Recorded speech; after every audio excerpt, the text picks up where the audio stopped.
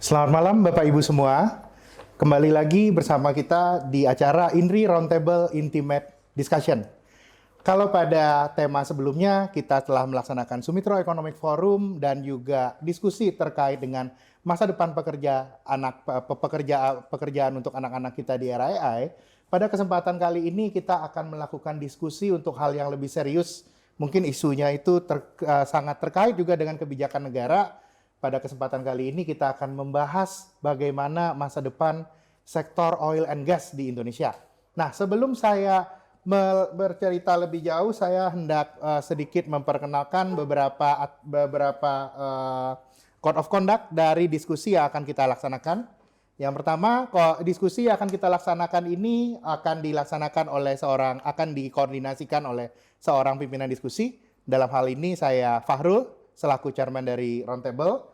Lalu juga di diskusi kita kali ini akan direkam ya, dan akan direkam, tapi juga selain direkam, rekan-rekan di sini misalnya kalau hendak, karena kita menggunakan regulasi Chatham House Rule, kalau seandainya ada Bapak Ibu yang hendak memberikan pendapat dan merasa pendapatnya ini mungkin bukan untuk konsumsi publik atau hanya untuk kita informasinya terbatas, bisa memberikan informasi bahwa ini informasinya harus off the record. Jadi peserta di sini punya hak untuk melaksanakan hal tersebut dan diskusi bisa diharapkan dilaksanakan dengan tertib dan nanti di akhir diskusi pemimpin diskusi juga akan melakukan sebuah summary terkait dengan diskusinya. Oke, mungkin untuk sebelum kita mulai kita akan dengarkan dulu sedikit sambutan dari tuan rumah kita, Bapak Yusada Adimukti, ya silakan Bapak Yusada ya. Assalamualaikum warahmatullahi wabarakatuh. Waalaikumsalam. Pertama-tama saya ingin mengucapkan terima kasih atas kedatangan Bapak Surat, kemudian Mas Angga, kemudian Mas Aris, dan Bapak Ferry dari Kementerian Keuangan. Mudah-mudahan acara ini dapat berlangsung dengan lancar dan kita bisa mengambil kesimpulan yang bisa kita sampaikan kepada pemerintah Sulawesi tersebut. Dan saya berharap juga ke depannya acara seperti ini bisa dibuat sebulan sekali ya, Bapak Fahrul. Kira-kira itu saja, saya nggak lama-lama agar bisa diskusinya segera dimulai. Terima kasih. Iya, thank you atas sambutannya Bapak Yusada. Mungkin kita akan langsung saja masuk kepada diskusi. Saya mungkin sebelum akan membahas diskusinya lebih jauh, bersama kita pada saat ini, saya perkenalkan ya yang di depan. Untuk diskusi kali ini kita sudah ada kedatangan seorang geologis muda ya, Bapak Aris Pramudito. Tadi saat ini Bapak Aris itu adalah PhD kandidat di bidang geologis ya Pak, dari Texas University. Lalu juga bersama kita juga sudah ada di sini Bapak Surat Indriarso. Bapak Surat ini saat ini adalah di Principal Engineer dan Main Expert for Steering Council di Badan Riset Badan Riset dan Inovasi Nasional dan dari BRIN, dan beliau ini memiliki PhD di bidang oil and gas and petroleum, ada Petroleum Engineering dari University of Salford dari Manchester, England. Wah, ini kita pengalamannya sudah banyak sekali Pak. Mungkin kita bisa banyak yang bisa kita gali nanti bersama Pak Surat. Dan bersama kita juga sudah ada seorang birokrat muda, tenaga ahli utama dari Kementerian ESDM. Iya, Mas Hangga ya. Selamat datang Mas Hangga. Makasih sudah sudah memberikan kesempatan untuk hadir di sini. Kita berharap nantinya diskusi yang akan berjalan itu bisa lebih bagus, lebih bisa mendatangkan banyak nilai tambah. Di sini bersama kita juga, selain kita yang berempat di depan, itu juga ada sangat banyak rekan-rekan kita yang juga relate dengan sektor oil and gas. Ada dari pemain dari bisnis oil and gas, ada juga bankirnya Pak, jadi bankir kita undang, lawyer oil and gas itu juga kita undang, akademisi, yang mana nantinya ini mudah-mudahan bisa membuat diskusi kita jadi semakin bermakna. Oke, supaya nggak berlama-lama, saya mau coba buka dengan beberapa fakta menarik. Fakta menarik yang kejadian saat ini di Indonesia ya. Kita semua sudah tahu bahwa semenjak era 2008-2009, Indonesia sudah keluar dari OPEC. Benar ya seperti itu ceritanya ya Pak? Setelah itu terjadi penurunan lifting minyak secara gradual terus-menerus. Kalau zaman saya mahasiswa dulu, lifting minyak kita masih 1,6 juta barrel per day. Sekarang itu sudah tinggal 550 sampai 600 ribu barrel per day. Dan kondisi ini kalau kita lihatnya belum ada tanda-tanda akan ada tren bisa jadi flatting atau akan meningkat. Di satu sisi banyak kebijakan-kebijakan yang belakangan ini juga muncul. Contohnya dari sisi Kementerian ESDM itu ada beberapa kebijakan untuk bagaimana bisa meningkatkan utilisasi dari sumur-sumur minyak tua. Yang mana kalau di sisi lain juga kalau kita ngobrol dengan pelaku bisnis banyak berbicara bagaimana caranya itu kita bisa meningkatkan produksi di perminyakan, sementara insentif yang diberikan pemerintah sampai saat ini itu terbatas. Tapi kemarin dari beberapa obrolan dan data itu menunjukkan sebenarnya prospek dari sektor oil and gas di Indonesia ini dibandingkan dengan negara-negara Asia yang lain, sebenarnya masih banyak reserve yang masih bisa kita tingkatkan. Dan mungkin kalau terkait ini saya ingin dengarkan sedikit pendapat dan juga informasi dari Mas Aris Pramudito selaku seorang geologis ya. Mas Aris, bagaimana pendapatnya terkait dengan prospek oil and gas? Jadi apakah benar sebenarnya prospek oil and gas kita itu masih ada sebenarnya, Mas? Dengan banyaknya cekungan di Indonesia, 128 cekungan yang masih baru diproduksi, mostly sekitar 20-an. Sebelah barat Indonesia mostly oil potential, right? Tapi mostly udah mature basins, dan yang sisanya potensi itu di cekungan-cekungan yang lain akan lebih kompleks. Jadi require more advanced technology, dan kebanyakan recent discovery di Indonesia itu kebanyakan gas, big gas discoveries kan, kayak di offshore Mahakam, di North Sumatera dan sebagainya. Nah, jadi pertanyaannya big oil ini di mana dan apa dari eksplorasi yang insentif apa yang akan diperlukan untuk investasi di eksplorasi dan to find this next big oil di Indonesia gitu. Jadi valid juga dan secara geografi di Southeast Asia, Indonesia masih banyak peluang sih saya melihatnya. Oh, jadi sebenarnya kalau Mas Aris itu melihat sebenarnya peluang masih banyak ya, Mas? Kalau kita lihat memang peluang eksplorasi itu masih banyak. Kalau dari sisi Mas Aris sendiri yang mengerti industri minyak, sebenarnya apa sih yang harus kita lakukan sebenarnya supaya kita bisa mengutilisasi prospek yang masih ada? I think menyeimbangkan antara apa yang sudah diproduksi dan eksplorasi itu harus seimbang. Jadi EOR kita dari lapangan yang udah mature itu harus ditingkatkan. Nah, saat ini yang sudah ditemukan dan sudah gampang itu sudah diproduksi, tinggal gimana caranya kita menaikkan insentif buat cekungan-cekungan yang lain yang masih underexplored di bagian Indonesia yang lain. Oke, jadi kira-kira seperti itu ya Mas ya. Berarti kita harus memberikan beberapa insentif ya terkait untuk insentif untuk melakukan eksplorasi yang baru. Kira-kira seperti itu. Anyway, mungkin saya mau ke Mas Hangga dulu.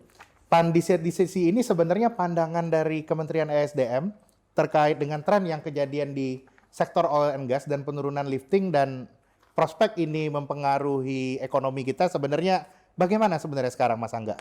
Ya, terima kasih atas pertanyaannya Mas Farol. Jadi memang kalau kita lihat ya di ESDM sendiri, memang terutama minyak ya, ini kan saat ini menjadi salah satu sumber energi yang sangat krusial. Karena saat ini kebutuhan domestik itu 1,6 juta barrel, sedangkan yang kita produksi di dalam negeri itu on average 600.000. Memang saat ini apabila kita melihat data year to date ya, jadi dari tanggal 1 Januari sampai 8 Agustus memang saat ini kita udah melampaui target dari APBN, udah di atas 605.000 barrel per hari. Dan ini menjadi pertama kali dalam lebih dari 10 tahun terakhir ya kita udah melampaui target APBN. Namun memang saat ini kalau dibandingkan dengan tahun 95, 96, 97 itu terjadi penurunan secara keseluruhan gitu. Walaupun tahun ini memang sedikit meningkat ya, bahkan sudah melampaui target APBN, namun PR-nya masih banyak gitu. Tadi udah disampaikan juga oleh Mas Haris bahwa ada 128 cekungan, namun yang dimanfaatkan baru 20. Memang dari segi regulasi dan juga insentif itu yang saat ini kami upayakan ya, agar kami bisa memanfaatkan baik itu sumber minyak yang idle, baik itu sumber minyak masyarakat yang diproduksikan secara ilegal gitu. Jadi kita kan udah ada saat ini Permen nomor 14 tahun 2025 gitu. Itu juga kita berusaha untuk bisa meningkatkan lifting. Namun kita ingin memastikan bahwa setiap wilayah kerja, setiap K3S maupun perusahaan-perusahaan ya yang nanti akan menggandeng UMKM, koperasi maupun BUMD itu bisa meningkatkan lifting. Karena saat ini memang dari 605 sampai dengan 1 juta itu gapnya masih cukup jauh ya. Jadi masih PR kita masih cukup banyak gitu. Namun memang ini merupakan kebutuhan Pak, karena saat ini kita kan mengimpor lebih banyak dibanding yang kita produksi. Jadi kita mengimpor 1 juta. Itu sekitar dari 1 juta itu kita sebagian kita mengimpor crude, tapi mayoritas memang kita mengimpor BBM jadi gitu.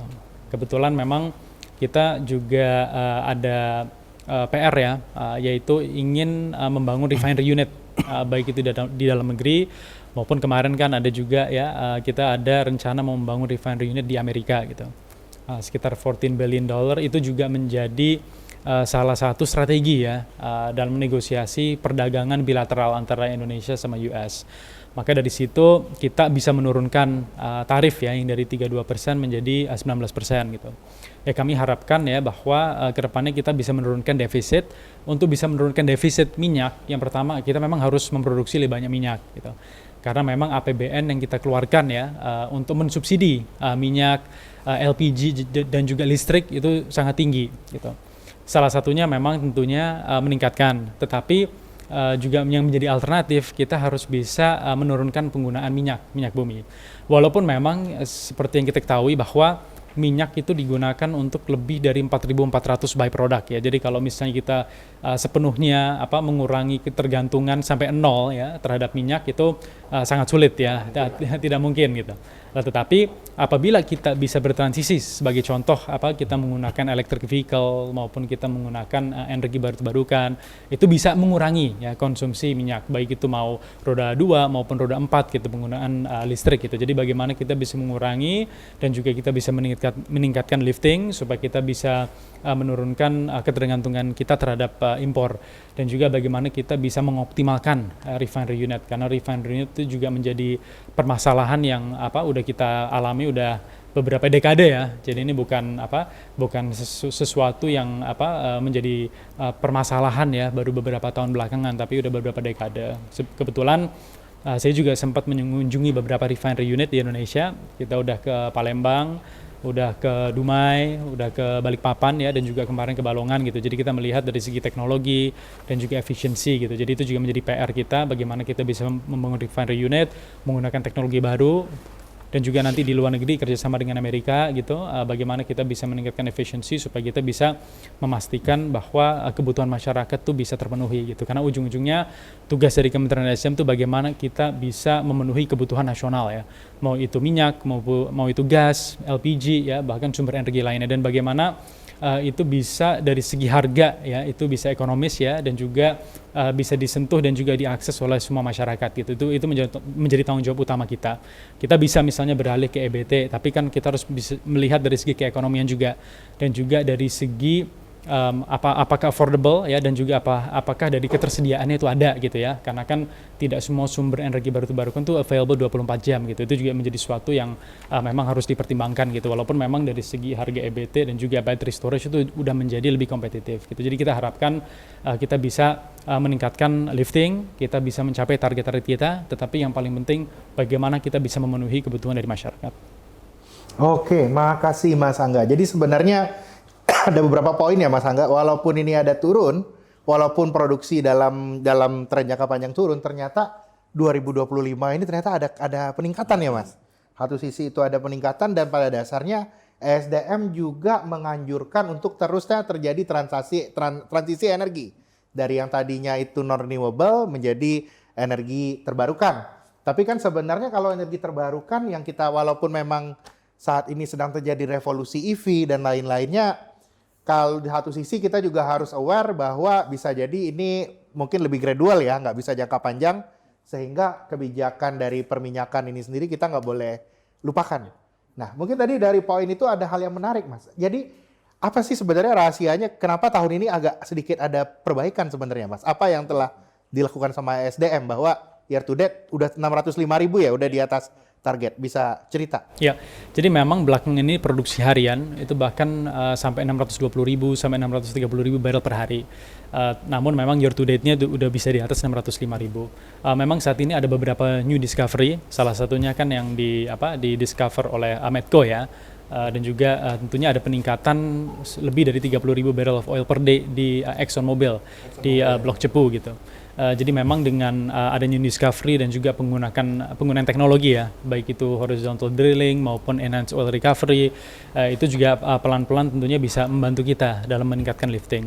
Terutama dengan adanya Permen 14 tahun 2025 ini, kita kan ingin melegalkan sumur-sumur yang memang udah kadung berproduksi gitu. Jadi bukan berarti kedepannya kita mendorong agar ada illegal drilling gitu, tetapi apabila memang sudah ada illegal drilling dan memang sudah kadung produksi, mau kita legalkan. Namun dalam 4 tahun ke depan kita mau membina supaya mereka bisa menerapkan yang namanya good engineering practices gitu, karena kan sering terjadi kebocoran, sering terjadi kebakaran gitu ya di lapangan-lapangan yang memang dibor ya dan juga diproduksi secara ilegal gitu.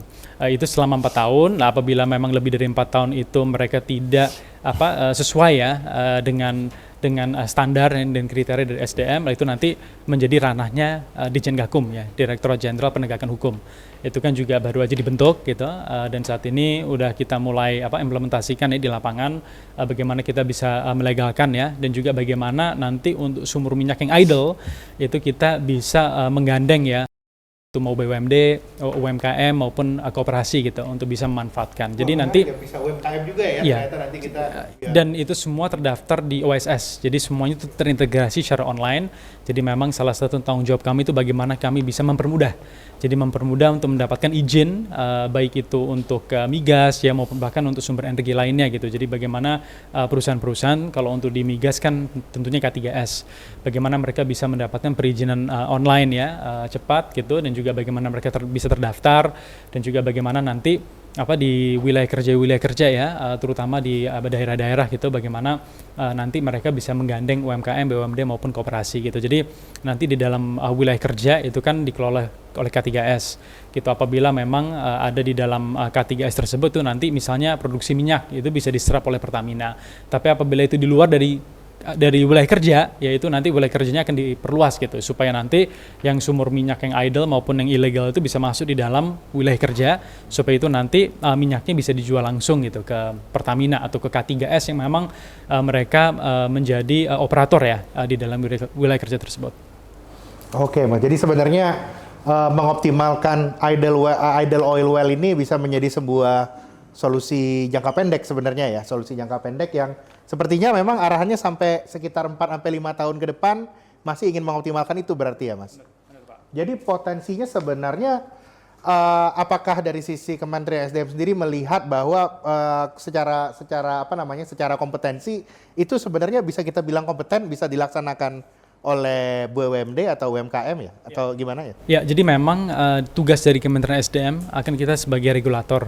Jadi yang untuk peraturan-peraturan, perundang-undangan, mau itu bahkan sampai tingkat perpres ya, maupun peraturan pemerintah, permen, Kepmen, itu menjadi tanggung jawab kita. Namun memang pelaksana di lapangan adalah K3S. K3S itu terdiri dari perusahaan BUMN yang nasional atau bahkan internasional. Kedepannya kita juga berharap ya akan ada peningkatan kompetensi ya, terutama dalam pengelolaan ya wilayah kerja. Saat ini memang kalau perusahaan lokal ya BUMN kan Pertamina ya yang dikenal gitu. Namun memang kita berharap kedepannya bisa ada lebih banyak investor asing gitu yang masuk gitu, karena kita lihat kan dulu kan ada banyak ya investor-investor asing gitu. Namun memang ada sebagian ya perusahaan yang memang udah di-acquire ya, misalnya oleh Pertamina gitu. Tapi kita berharap ya ke depannya bisa semakin banyak investor, tentunya itu akan menyebabkan yang namanya multiplier effect, Pak Farol. Jadi multiplier effect itu dari segi perekonomian daerah, terus juga pendapatan, penghasilan, dan yang paling penting transfer of knowledge dan juga transfer of technology. Di Kementerian SDM, salah satu sekolah ya yang memang kita kelola itu seperti Akamigas gitu ya. Jadi itu memang memberikan kesempatan ya, itu di bawahnya BPSDM ya, Badan Pengelola Sumber Daya Manusia. Jadi bagaimana kita bisa meningkatkan kompetensi, knowledge ya, dan juga training terutama di bidang migas. Kita harapkan bahwa terutama di sini kan saya lihat audiensnya banyak sekali yang anak-anak muda juga.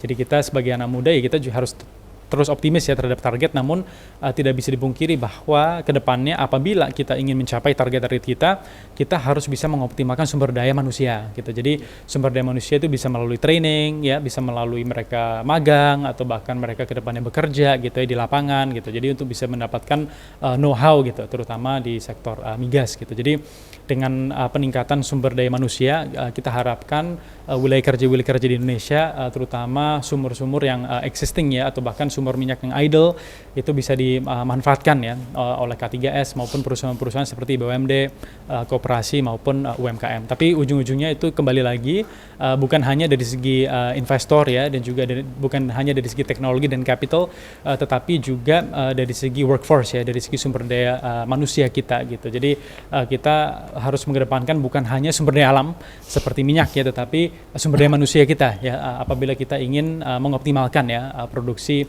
minyak di dalam negeri. Oke, makasih penjelasannya Mas Angga. Jadinya memang pada dasarnya masih banyak PR ya sebenarnya, dan kita harus tadi ceritanya harus mengoptimalkan juga sumber daya manusia kita, tidak hanya bisa terpaku sama sumber daya alam, dan kita itu masih butuh sekali sebenarnya investor asing untuk masih masuk ya ke sektor energi kita, di sektor oil and gas, yang memang kalau kita lihat itu dulu memang ada suatu periodenya ya. Ada suatu periode dulu banyak investor minyak asing itu di Indonesia. Zaman dulu kalau kita ingat ya mungkin 10-20 tahun yang lalu, bule-bule oil engineer itu banyak sekali Pak. Kita bisa temukan di Jakarta dan sekitarnya. Mungkin sekarang sudah agak berubah itu. Mungkin kalau terkait dengan ini ya, terkait dengan dulu kenapa investasi asing di oil and gas ini marak, sekarang berubah. Mungkin saya ingin tanya pendapatnya dari Pak Surat, Pak. Mungkin sebagai pelaku yang sudah lebih lama di sektor oil and gas, ini kenapa Pak? Dulu itu appetite untuk bisa investasi di oil and gas kita itu tinggi sekali, sekarang berubah Pak, sehingga nantinya itu berujung pada lifting turun Pak. Gimana Pak ceritanya Pak? Ini mungkin yang kurang di kita di Indonesia ini adalah implementasi. Ya, tadi Anda menyebutkan saya udah lama di oil and gas ya. Itu ilmu saya. Oh, ilmunya lama. Tapi implementasinya minim sekali. Saya lebih banyak di sekretariat negara. Tapi saya karena memang bidang ilmu saya di oil and recovery, EOR, jadi saya mengamati. Tadi ya disampaikan ya, sebetulnya yang namanya produksi minyak, migas, itu contohnya ini, Duri sama Minas ya, itu maksimum 50, produksi kumulatif sampai sekarang itu 55% oil in place. Artinya apa? Masih ada 45% atau 30% minyak yang di dalam. Oh, masih banyak. Masih. Kita tuh kan sekarang yang diproduksi itu kan dari internal energi kan. Nah, begitu itu internal energinya habis, lama-lama kan internal energinya decline. Benar. Nah, otomatis produksinya menurun. Nah, inilah yang diperlukan sentuhan teknologi. Tadi sudah disebutkan Mas Angga yang namanya EOR, Enhanced Oil Recovery. EOR itu ada dua, thermal recovery dan non-thermal recovery. Selama ini non-thermal kan, misalkan kayak CO2 flooding atau surfaktan ya, itu. Tapi kan lama-lama tetap nggak bisa ngangkat. Problemnya apa? Surface tension, tegangan permukaannya mesti diturunkan, viskositasnya harus diturunkan karena kekentalannya si minyak ini. Nah, untuk bisa menurunkan itu secara teknis teknologi menggunakan thermal recovery. Misalkan steam flooding itu udah dilakukan oleh kemarin Caltex ya. Sekarang Caltex Chevron ya. Itu steam flooding. Cuman steam flooding itu bisnisnya gede ini. Ini sebetulnya kita harus sadar ya. Orang-orang asing itu tadi di sini tuh making money. Ya, tapi wajar wong namanya bisnisman ya. Wajar. Sekarang tergantung kitanya, mau nggak digituin, ya toh? Steam flooding tahu nggak? Bikin steamnya itu mereka, investasi kita yang bayar untuk memproduksi steam, sehingga steamnya diinjeksikan ke perut bumi, ya. Untuk surface tensinya turun, viskositasnya juga turun tadi ya. Nah, padahal itu karena ada kehilangan panas tuh, ada jarak tuh untuk menginjeksikan tuh dengan steam tadi, belum nanti korosivitasnya. Sebetulnya yang tantangan yang bagus tuh dengan in situ combustion. Wah, apalagi itu Pak? In situ combustion tuh adalah menginjeksikan oksigen, kemudian di bawah ada pemantik igniter tuh ya. Tek gitu kan, timbullah api, pemanasan. Nah, manasin tadi, kekentalannya minyak jadi berkurang. Ada tekanan mengalir gitu, gampangannya gitu. Ya. Jadi sebetulnya kita masih banyak untuk yang namanya eksploitasi ya. Itu benar. Kalau eksplorasi itu kan baru pencarian. Itu apalagi di daerah wildcat itu kan problemnya lebih tinggi itu, risiko kehilangan duit banyak banget kan. Itu bisa bisa hitung-hitungan dah. Tapi yang namanya teknologi itu penting. Teknologi penting banget ya untuk membuat yang tidak mungkin jadi mungkin. Iya. Ya. Tapi gini, ini yang saya amati, kita tuh ya tadi orang bule wajar kok dia making money kok. Tadi steam terus surfaktan segala. Yang bikin surfaktan siapa? Ya mereka jualan ke sini. Ya toh yang di Rokan itu. Ya. Jadi ini tugasnya SKK Migas nih. Mestinya ya, SKK Migas kan kalau kita bicara yang cost recovery itu duit kita loh, APBN toh, kalau gross rate oke lah. Tapi kan gross rate kan nggak laku. Nggak laku ya, Pak, nggak laku. masalahnya. Ya, nah kalau menurut saya tadi dalam rangka untuk bisa meningkatkan ini produksi minyak ya, itu mestinya digenjot yang lapangan Duri dan Minas. Itu sekarang punyanya Rokan, PHR. Ya. Saya heran nih, dulu kan Chevron ya dulu ya. Iya, Chevron. Itu kan dulu udah mulai dengan studinya dengan menggunakan ini surfaktan kalau nggak salah ya. Surfaktan kan untuk bisa meningkatkan tadi loh. Produksi minyaknya. Sempat saya tanya, gimana tuh kelanjutannya? Chevronnya kan udah hilang kan, pergi tuh. Berarti sekarang PHR-nya kan dengan cross plate kalau nggak salah ya di sana ya. Jalan nggak? Saya mau tanya ini malah sama teman ESDM. Ke surfaktannya. Dan yang saya heran lagi, data-data tentang yang dulu pernah dilakukan oleh Chevron hilang. Harusnya SKK memiliki dong. Oh gitu, itu dibawa sama Chevronnya. Chevronnya. Saya nggak tahu. Ya, Seperti apa itu ceritanya? Ya, nggak tahu saya. Makanya itu perlu diklarifikasi. Tolong. Yang pegang peranan kan ESDM. SKK Migas kan di bawah SDM kan? Ya kan? Dulu langsung ke Presiden waktu masih BP Migas. Tapi oleh Mahkamah Konstitusi kan dibatalkan jadi SKK Migas. Itu yang bikin perpresnya saya. Saya waktu itu masih di Setkap. Pak Seskapnya waktu itu Pak Dipo Alam. Jadi itu sebenarnya sementara itu. SKK Migas itu harus ada segera dibentuk. Badannya lebih resmi harusnya. Undang-undang migasnya sampai sekarang belum kan? Kalau tahun ini lagi ada RUU ya Mas? Apa Ya, gimana? jadi memang kalau kita membahas RUU, ini pembahasannya udah cukup lama. Lama banget. Nggak cukup, karena lama terakhir kali kita punya undang-undang migas kan itu udah sangat lama ya, beberapa dekade bahkan ya. Jadi lebih dari 1 dekade. Jadi memang seperti yang disampaikan oleh Pak Surat tuh memang SKK Migas yang menjadi regulator hulu gitu ya. Jadi untuk produksi baik itu mau lifting minyak maupun lifting gas bumi itu menjadi tanggung jawab dan juga peran dari SKK Migas gitu. Oleh karena itu memang kami harapkan ya dari SKK Migas itu bisa terus memonitor gitu ya, yang saat ini wilayah kerja yang existing seperti PHR, karena PHR itu dulu ya pada puncaknya itu mereka memproduksi 1 juta barrel per hari gitu. Top itu Namun dulu pada waktu situ. transisi ke PHR saat itu udah 600.000 ya, sekarang kan udah menjadi sekitar 150 lah, 150.000. Jadi memang udah menurunnya cukup drastis ya, mereka itu udah mengebor udah lebih dari 100 lah titik ya Belum sumur yang gitu di kan. Bumi Siak Pusako, turun itu, Ya, turun. terjun bebas. Itu yang kelola Pemda Siak dengan Pertamina, KSO, turun, Jadi terjun sebenarnya bebas. dari faktor teknologi ya Pak, nggak? Iya, teknologi dan Teknologi. gini loh. Satu lagi nih Mas ya, kita tuh harus berani ngambil risiko, ya, teknologi driven, ya.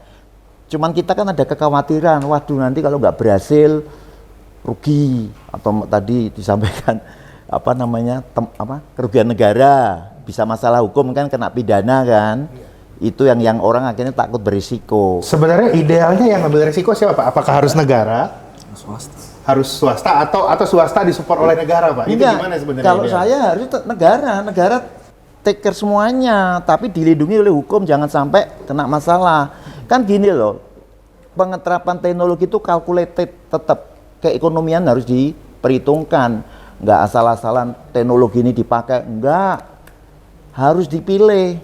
Saya termasuk yang dulu paling getol nih, memilih teknologi yang proven ya, ekonomis. Teknologi itu hebat-hebat banyak, tapi keekonomiannya belum tentu kan. Iya benar. Ya. Tepat sasaran dan mungkin kan teknologi asing kan banyak Pak. Kita mesti problemnya pilih. satu, kita nih orang Indonesia nih nggak mau beresiko. Padahal saya bilang harus berani, yang penting kalkulasinya ada. Contoh ini refinery tadi sempat disinggung ya, downstream toh refinery. downstream. Ya, itu dulu saya waktu itu masih di BPPT, habis pulang sekolah temen ada yang mengusulkan ke kilang Pertamina untuk dilakukan efisiensi penggunaan energi. Energinya gede banget, ya toh. Kita menggunakan paint teknologi namanya. Ditolak sama Pertamina. Alasannya Pertamina simpel. Duh Pak, ngeri Pak. Nanti kalau gagal kerugiannya jutaan dolar loh. Itu yang kayak gitu-gitu itu loh.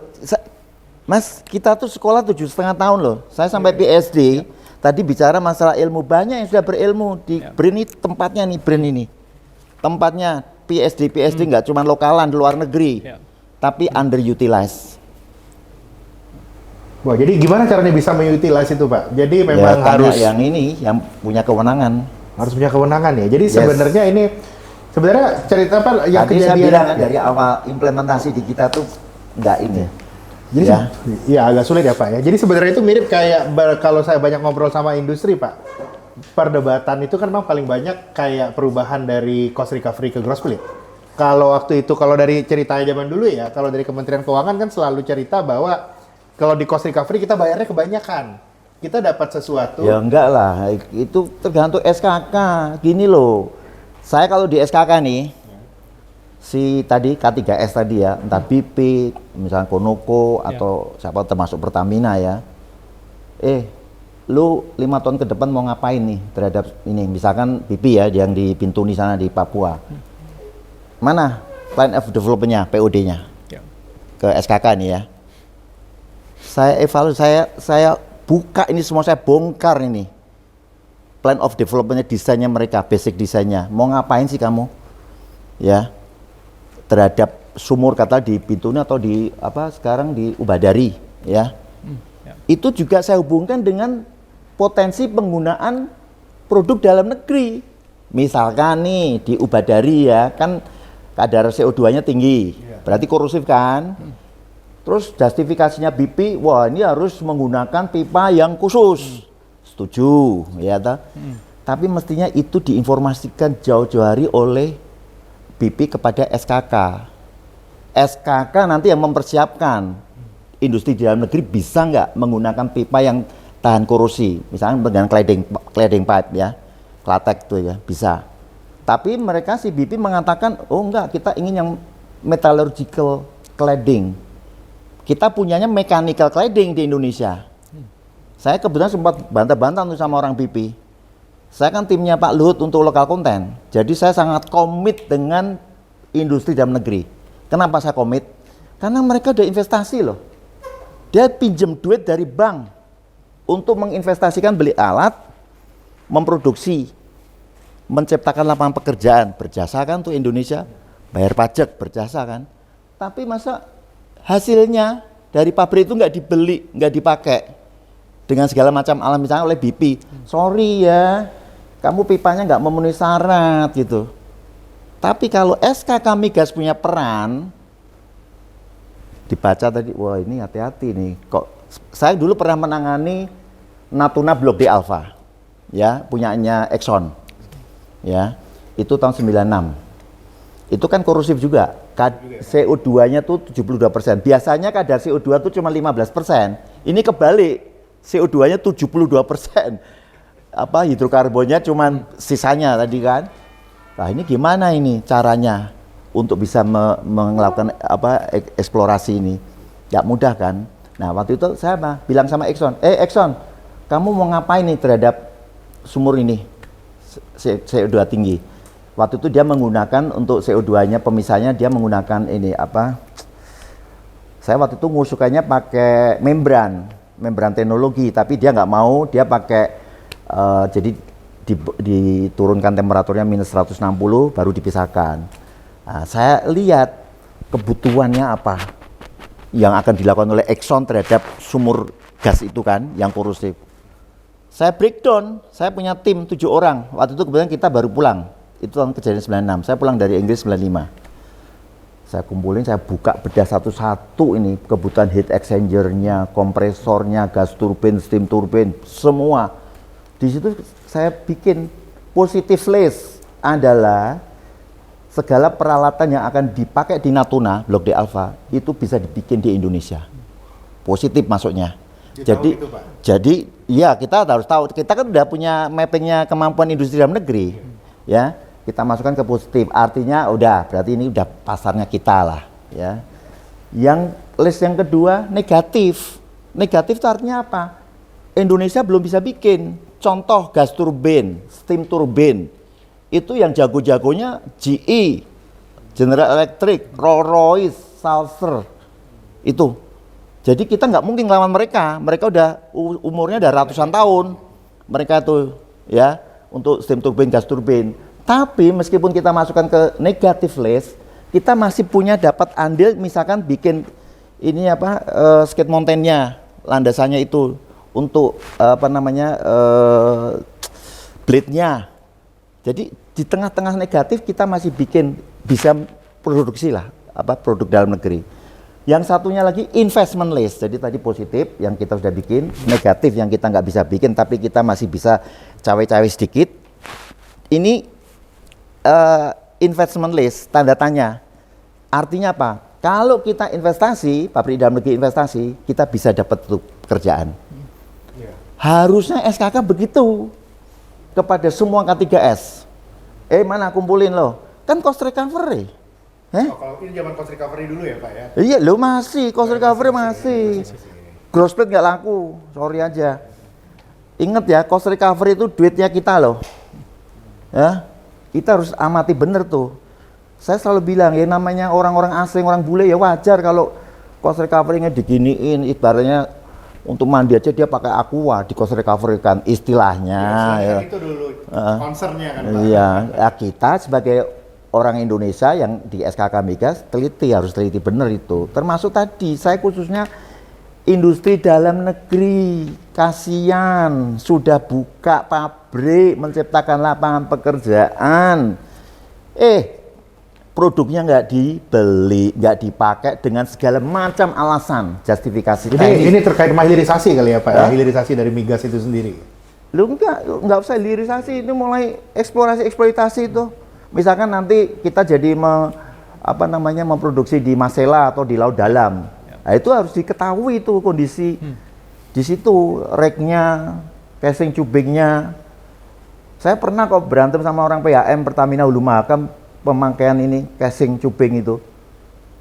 Saya membela yang produk dalam negeri, tapi PHM punya nggak mau. Coba apa nggak jahat itu? Dengan segala macam alasan loh. Alasannya itu dibungkus secara ilmiah, gitu. Kita juga sebenarnya sama ilmiah, tapi yang punya kewenangannya mereka. Yang punya kewenangan mereka. Mestinya ini SDM turun atau SKK Migas komandannya. Itu loh. Jadi semua akhirnya implementasi ya. Saya sebetulnya udah capek ngomong-ngomong kayak gini. Bener asli. Ya.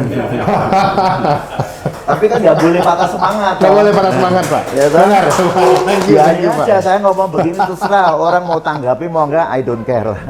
Ini tanggung jawab moral. Nah, ya. gimana Mas Aris? Ya, silakan gimana? Mau pertanyaan mengenai industri standar sertifikasi gimana Pak kalau buat naikin TKDN sertifikasi Loh, bisa di udah, dalam jadi negeri gini. atau Oh ya, jadi gini ya. apa harus dari luar juga? Enggak, industri dalam negeri itu semua ada sertifikat. Udah apa namanya oleh TKDN-nya itu sudah certified lah. Dan itu udah ASTM, udah international standard. API, American Petroleum Institute. Jadi semua ada standar internasional, artinya mereka jualan martabak, jualan onde-onde itu udah sertifikatnya internasional, J segala. Ya problemnya tadi loh, problem kita ya di penggunaan produk dalam negeri itu problemnya satu, tadi speknya bisa diakal-akalin. Misalkan cukup pipa diameter 10.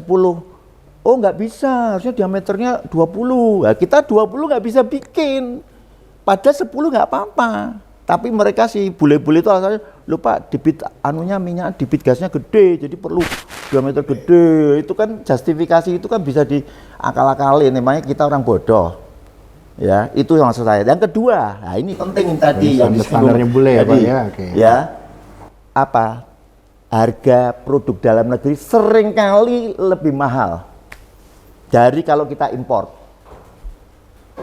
Kalau lebih mahal, terus si K3S, katakanlah Pertamina yang meng-award yang lebih mahal, walaupun itu produk dalam negeri, begini, aparat penegak hukum, istilahnya tadi kerugian negara, problem kan? Padahal nih, ini policy, saya mudah-mudahan di sini nggak salah ya, saya melihat taxation policy itu penting untuk memihak produk dalam negeri, untuk memihak TKDN, tingkat kandungan dalam negeri ya. Saya pernah dengar nih, tolong nanti dikonfirmasi. Katanya ini, kalau saya impor barang jadi, udah jadi nih gelondongan udah jadi, itu taxnya lebih rendah daripada kalau saya impor spare part untuk akhirnya saya bikin di Indonesia tuh barangnya itu. Sama barangnya sama impor sama ini. Ya otomatis barang saya bikin di Indonesia mahal dong, karena impornya bahan bakunya aja lebih mahal, udah dipajekin tinggi. Sementara kalau saya impor barang udah jadi, pajaknya rendah, ya pasti kalah. Iya, jadinya impor aja jadinya itu, Pak. Itu namanya taxation policy, itu penting juga, keberpihakan. Jadi taxation kita mesti preferensial juga, harus ada keberpihakan ya Pak. Iya, tapi industri gini, dalam negeri. sebentar, ini penting juga. Kebetulan saya dulu teman saya di Dirjen Pajak ya, si Robert itu. Mereka kan punya target terhadap taxnya di APBN tuh. Oh saya targetnya harus segini pemasukan dari sektor pajak gitu kan. Kemarin yang dikatakan Bu Sri Mulyani, katanya pendapatan negara 80% dari pajak, gede banget ya. Sementara yang dari penjualan sumber daya alam nggak sampai 10% kali. 7% berapa? Itu buat saya pertanyaan besar loh. Jadi pajak gede banget tuh. Nah, akhirnya bisa jadi tadi barang-barang import relatif lebih murah. Kita yang bikinan dalam negeri lebih mahal. Padahal semua udah international standar semua, nggak ada masalah kalau dari standar tuh.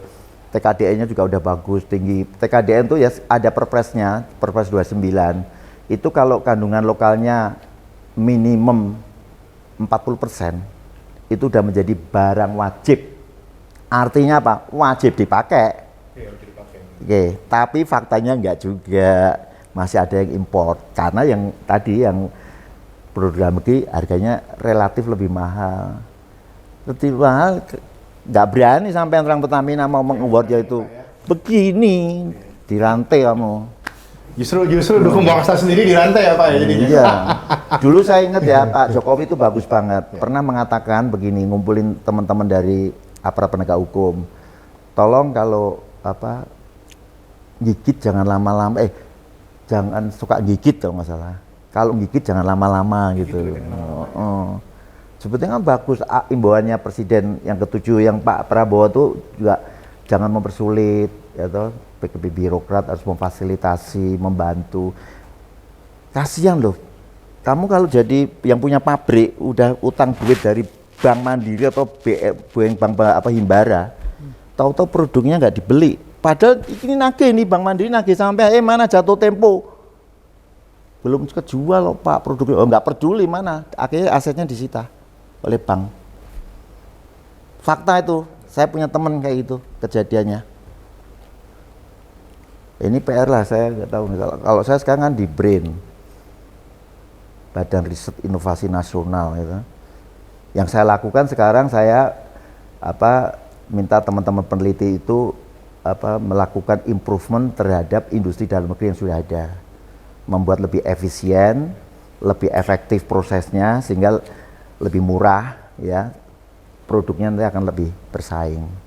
Itu sekarang tugas saya nih untuk bekerja sama dengan teman-teman industri, karena kasihan loh industri itu kalau nggak dibantu, difasilitasi. Kalau kadang-kadang kita nggak peduli kok sama industri, terserah karemu kan, sing rugian kowe saja aku. Kasihan ya. Iya, kasihan banget Pak. Tapi fakta itu. Oke. Iya Pak, menarik sekali Pak. Atau ada tanggapan, Mas Angga? Ya, jadi memang kalau kita lihat ya kan di sini kan ada Pak Surat dan juga ada Pak Arts juga ya, dari background geologis dan background teknis. Jadi memang kalau tanggung jawab saya di Kementerian SDM tuh salah satunya itu mendengarkan aspirasi dari berbagai macam pihak ya. Karena kan itu menjadi penting gitu, karena apabila kita memang diberikan tanggung jawab ya untuk menjadi technical advisor gitu ya, tentunya untuk komersialisasi transportasi minyak dan gas bumi, kita mendengarkan banyak sekali inspirasi gitu, baik itu mau dari BUMN ya seperti Pertamina maupun yang BUMN yang dari luar gitu seperti Exxon ya, BP dan juga perusahaan-perusahaan lainnya gitu. Bahkan kita juga mengunjungi di lapangan, melihat semua permasalahan-permasalahan yang ada di lapangan gitu. Jadi dengan adanya forum ya, diskusi ya, dan juga kita bisa bertukar ide dan pikiran, ini kan juga menjadi sesuatu yang sangat produktif gitu untuk ke depan gitu. Jadi tadi kan Pak Surat sudah menyampaikan kan bahwa kita tidak boleh patah semangat gitu ya. Jadi diharapkan ya dengan adanya diskusi ini kita bisa melihat betul gitu sebenarnya permasalahan itu apa, karena yang saya lihat potensi Indonesia itu masih besar gitu ya untuk kedepannya kita bisa mencapai target kita. Kalau untuk gas memang saat ini kita surplus, bahkan kita kan kebutuhan nasional tuh 4.500 mmscf per day gitu, sedangkan produksi 6.500. Maka dari situ kita menjadi net exporter LNG gitu, walaupun memang untuk tahun 2025 2026 itu domestic demand itu meningkat gitu. Jadi sebenarnya kita tidak kekurangan gitu, namun karena banyak yang udah dikontrak untuk ke luar negeri ekspor, jadinya alokasi untuk domestik kurang gitu. Tapi bukan berarti kita shortage. Jadi ada bedanya. Iya, ada bedanya antara shortage sama ada bedanya antara kita sebenarnya ada nih. Ada, tapi alokasinya sudah beda. Sudah terkontrak kan keluar gitu. Itu juga menjadi, makanya ke depannya nanti diharapkan 2027 ke atas ada beberapa proyek ini ya yang dikerjakan misalnya oleh Enispa gitu di Geng Nord. Terus dari Pak Surat sudah menyampaikan mengenai Inpex Masela, itu kan 9,5 mtpa itu LNG. Terus nanti kondensatnya di sekitar 35.000 ya. Itu kapan tuh Masela kira-kira? Masela saat ini memang kita harus melihat ya Pak kondisi di lapangan seperti apa. Karena kan ini proyek yang udah terlalu lama nih kalau saya lihat ya. Shell cabut Shell dari situ. Itu saat itu kan memang masih impact ya? 65% impact Pak, 35% Shell gitu. Dan Shell kan maju mundur karena saat itu mereka mau menggunakan teknologi yang offshore. Tapi karena skemanya udah diubah menjadi onshore, jadinya mereka divest dan sekarang yang masuk itu udah Pertamina sama Petronas. Jadi karena ini greenfield Pak, mungkin beda ya sama Bontang yang brownfield. Kalau Bontang itu bisa FID, bisa on stream di tahun yang sama dengan adanya Geng Nord. Tapi karena ini greenfield, setelah FID itu juga butuh waktu 4 tahun. Jadi kalau kita lihat sih mungkin di awal-awal tahun 2030-an gitu ya. Kalau yang IDD kapan? Kalau IDD itu 2028 yang Geng Nord rencananya. Jadi diharapkan dengan adanya peningkatan produksi ya LNG terutama itu bisa memenuhi kebutuhan domestik juga gitu. Jadi ya kita tentunya dari segi sumber daya alam ya kita sebenarnya potensinya masih besar masih Pak. Banyak. Gitu, masih banyak gitu. Hanya saja ini menjadi tanggung jawab kita untuk bisa mengoptimalkan gitu ya masing-masing wilayah kerja ya, masing-masing sumur gitu, sumber minyak masyarakat gitu, untuk bisa meningkatkan produksi dan bagaimana itu bisa digunakan sepenuhnya ya untuk bangsa gitu dan juga masyarakat gitu. Karena yang menjadi prioritas kita itu domestik dulu ya sebelum kita berpikir untuk mengekspor gitu. Jadi sebenarnya kalau saya lihat sih ini bagus ya. Tadi kan udah disampaikan juga bahwa kita tuh sebenarnya tidak kekurangan orang-orang pinter yang PhD, apalagi di BRIN. Kalau di BRIN itu udah semuanya profesor PhD itu. But underutilized. Underutilized. underutilized. Tapi anyway ini saya bukan orang minyak, Pak. Saya orang ekonomi. Cuman yang tertarik juga ngebahas ini. Cuman yang saya tangkap tadi dari obrolannya ini adalah kita sebenarnya orang pinternya banyak dan sepertinya untuk oil and gas ini sama seperti berbagai sektor sebenarnya lagi ada disrupsi dan kita harus lompat teknologi sebenarnya sekarang ya. Iya. Teknologi driven. Udah jadi teknologi driven. Iya, tetapi tetap calculated gitu loh, tetap dihitung keekonomiannya terutama. Jadi tetap ini pakai inilah istilahnya, jangan khawatir. Pertamina tuh sering khawatir loh kalau kayak gitu-gitu. Jangan nanti rugi. Karena kan takut rugi, Pak. Ya wajar dong takut rugi. Calculated tadi loh. Emangnya selain yang lainnya kayak misalnya tadi yang saya bilang BP kayak atau apa, ada risk juga kan, tapi risk analisisnya ada. Kapan lagi kalau kita nggak berani? Kita berarti underutilized terus dong. Underutilized, ya benar. Kalau padahal saya sekolah dibayarin pemerintah loh. Pound sterling waktu itu saya. Ke Inggris paling mahal loh. Paling mahal, Mas. Sampai hari ini masih, Pak, paling mahal ya. 8 tahun saya di sana. Kebuang duitnya berarti sekarang. Tapi lucu ya Pak ya. Jadi memang belum ini kayaknya belum ada yang benar-benar bisa ngambil, harus ada sambuan ngambil resiko ya Pak. Kalau Pertamina nggak mau, berarti swasta mau dong. Ya silakan. Sepertinya mungkin apa memang skema yang untuk swasta sekarang, saya nggak tahu pendapatnya. Apa memang masih kurang Mas? Ini mungkin ya nggak tahu ya. Saya kemarin terakhir di outbid aja sama Pertamina kan beberapa blok ya, Rokan, Makam. Nah saya penasaran buat roadmap ke 1 juta barrel per day ini gimana? Nah ini penting pertanyaan roadmap. Roadmapnya, soalnya saya lihat gas tadi kan sudah dibahas, gas kita surplus, idle well program, saya punya estimasi 10.000 barrel per day. Saya udah punya ini 10 langkah taktis EOR perlu capital menuju. Ini saya udah lama ini 10 langkah taktis untuk SKK Migas menuju target produksi minyak 1 juta barrel per day dan 12 BSCFD gas di tahun 2030. Ini saya bikin ini 3 tahun yang lalu. Ini saya ringkes, ini penjabarannya. Ada saya. Oke, mantap Pak. Nanti kayaknya kita bisa baca, kita bahas juga itu Pak. Ya, ginilah. Ya, jadi izin menjawab ya tadi pertanyaannya. Terima kasih juga itu Pak Surat udah membuat deck presentasi yang mungkin udah dibuat beberapa tahun yang lalu karena memang udah lama. Target 2030 tuh udah target dari beberapa tahun yang lalu ya. Jadi bukan target yang baru. Itu tadi disampaikan oleh Pak Surat yang 1 juta barrel per hari 2030 dan juga 12 BSCFD gas. Iya, gas. Mungkin memang kita kadang lebih fokus minyak. Padahal kita juga ada target gas gitu. Minyak itu memang kalau kita lihat ya, dengan realisasi yang ada saat ini memang gapnya cukup jauh ya, signifikan ya. Karena apapun juga ini kan udah di bulan Agustus 2025 ya. Jadi kalau misalnya 2030 kan ya bahkan less than 5 tahun dari sekarang gitu. Jadi untuk bisa meningkatkan mau dari 605.000 saat ini sampai dengan 1 juta kan itu butuh beberapa blok rokan, beberapa blok cepu gitu ya. Karena kan cepu baru gitu untuk bisa mencapai 1 juta gitu. Jadi itu kembali lagi ya tentunya ya kita harus tetap optimis ya terhadap target ini gitu.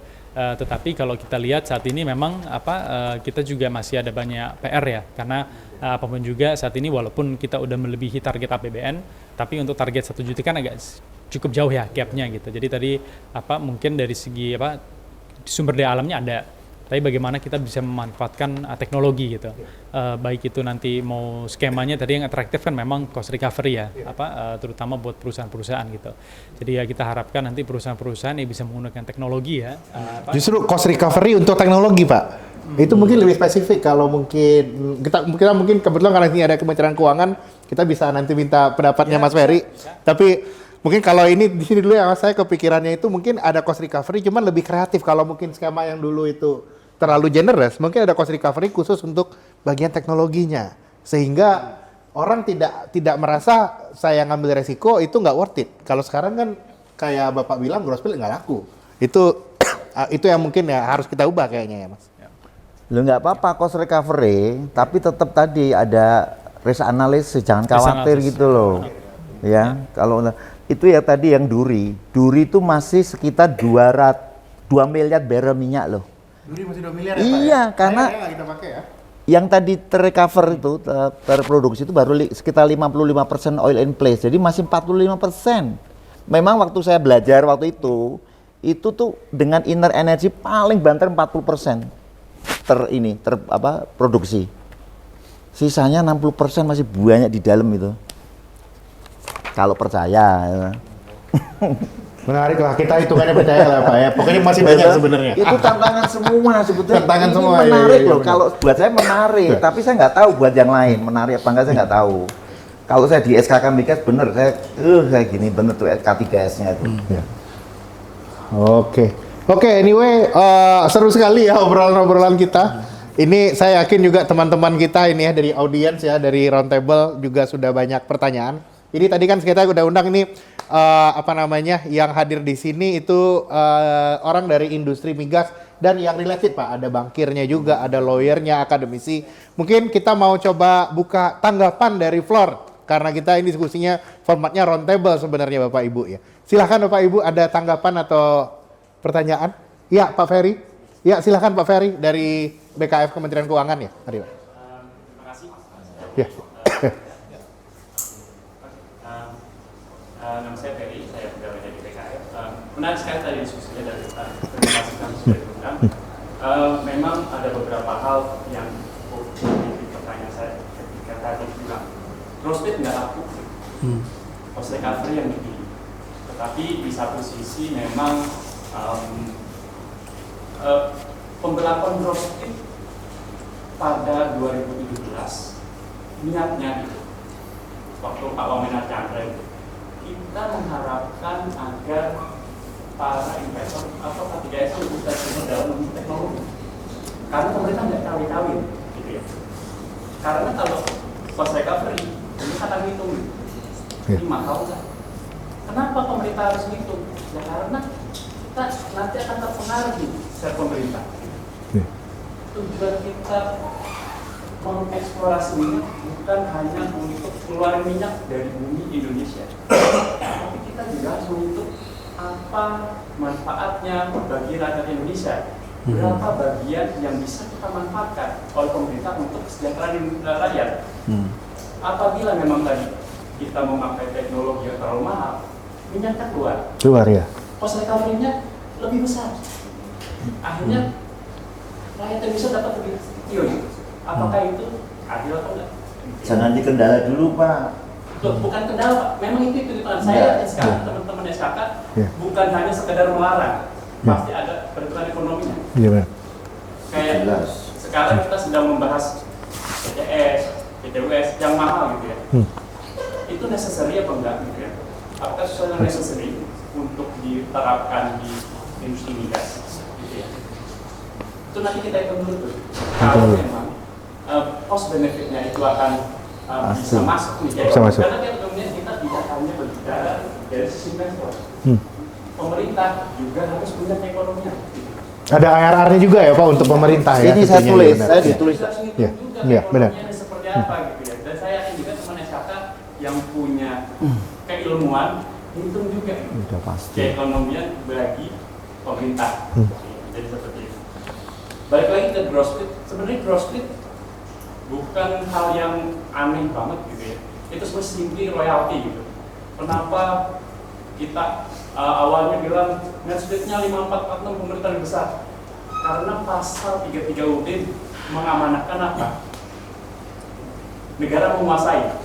54 itu sebenarnya representasi dari penguasaan pemerintah terhadap sumber daya alam awalnya. Oke. Walaupun nantinya ada hal-hal lain yang menjadi variabel, gitu kan, yang akhirnya pemerintah merelakan, gitu. Kita bisa mungkin dapatnya akan lebih kecil, gitu. Tetapi awalnya adalah pemerintah mempunyai kekuasaan atau negara punya kekuasaan atas sumber daya.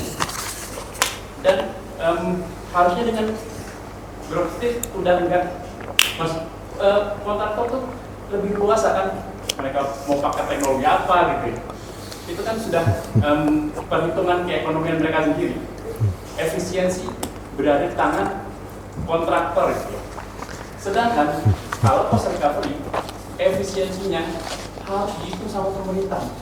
Ini duit rakyat loh.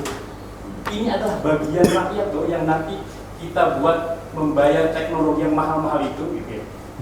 Jadi mungkin pertimbangannya kita bawa ke sana.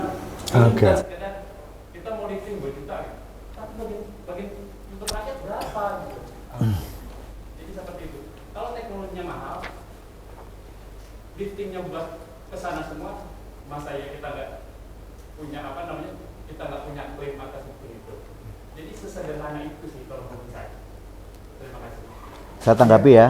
Makasih Pak Ferry. Oh, ada yang tanggapin? Saya tanggapi ya. Oh, mau Pak duluan? Saya tanggapi ya. Silakan dulu, Pak. Nanti Tadi yang namanya hitung-hitungan udah pasti ini. Saya juga nulis nih di 10 langkah tadi ya. Cost harus dipastikan sebanding dengan value yang ditawarkan atau output. Output yang dimaksud itu tambahan produksi migas yang dihasilkan. Ya ini udah pastilah itu. Kita kan nggak mungkin kasarannya bodoh-bodohan gitu, asal-asalan, enggak lah. Calculated tadi saya bilang, keekonomiannya harus ada. Untuk rakyat jelas, bukan sedikit, lebih banyak untuk rakyat kalau saya ya. Tadi pasal 33 ya, seluruh sumber daya alam itu dikelola oleh negara untuk kesejahteraan rakyat. Yang ngelola negara, sumber daya alam. Negara loh. Saya mau tanya, sumber daya alam ada berapa sih kita sumber daya alam? Oh, banyak, Pak. Ada 6, mulai tambang, migas, perkebunan, kehutanan, perikanan, satu lagi pertanian. 6 kan? Kita ambil tambang aja lah, 1. Tambang macam-macam, mulai batu bara, emas, nikel. Pertanyaan saya, pasal 33 tadi, dikelola oleh negara untuk kesejahteraan rakyat. Sama moderator jawab itu. Iya Pak. Itu harus. Ya toh. Ya, tapi nggak apa-apa. Udah ini sekedar mengingatkan. Tadi kan nyebut pasal 33. Sumber daya alam dikuasai negara untuk kesejahteraan rakyat. Nah, kembali tadi ya, semua tuh hitung-hitungannya ada. Tadi terkait dengan teknologi, inilah yang kendala di kita. Kita tuh selalu, tunggu nanti ini. Kayak tadi saya bilang yang refinery tadi, pakai pins tuh kita propose ke Pertamina. Padahal waktu itu di belakang kita ada Pak Habibie ini, masih di Kementerian Ristek kan kita waktu itu, BPPT. Jawabannya tadi, jangan, ini belum proven nih pins teknologi untuk efisiensi energi. Nanti bisa ada kerugian sekian juta dolar. Udah ketakutan, akhirnya yang menguasai kilang siapa? Lisensinya siapa? UOP. Tahu nggak UOP? Universal Oil Product dari Amerika. Itu sampai ganti spare part kilang itu harus ngambil dari luar. Permisi atau izin dari UOP karena licensernya UOP. Pertanyaan saya udah berapa tahun tuh UOP menjadi licenser? Karena ketakutan tadi.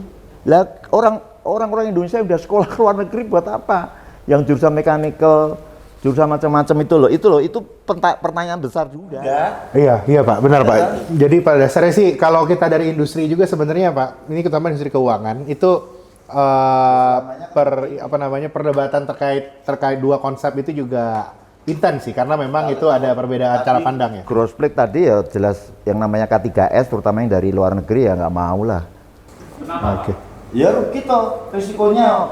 Ya justru itu kan kita kan Loh, mereka mau pakai dia kan orang pinter. Justru mereka mau pakai teknologinya, kita berikan kebebasan. Loh, kita kan juga nggak serta-merta ngambil teknologinya dia dong. Nggak serta-merta begitu. Kita punya ahlinya loh di Indonesia. Tolong kasih kesempatan. Itu yang saya maksud. Bukan orang bule, orang asing, Justru bukan. dengan gross plate kita memberikan kesempatan untuk kontraktor mengaplikasikan apapun teknologi yang mereka punya. Tanpa Enggak, ada kalau kontraktor dalam negeri oke lah. filter dari pemerintah lebih Betul. sedikit karena nggak ada cost recovery. Betul, gini Harusnya Pak. kan mereka bisa lebih leluasa. Ya. Kalau PHR itu kan kontraktor dalam negeri kan, K3S-nya dari dalam negeri PHR, oke itu gross plate. Pertanyaan saya, apakah mau kontraktor K3S dari luar? Kalau tadi adalah dibilang masalah teknologi, justru mereka sekarang punya kebebasan dengan gross plate mau pakai teknologi apapun mereka Tapi kan bisa. Tapi nggak ris- pakai di scrutiny banget Nggak tahu sama dia. K3S. Risikonya Kena di uangnya K3S. mereka.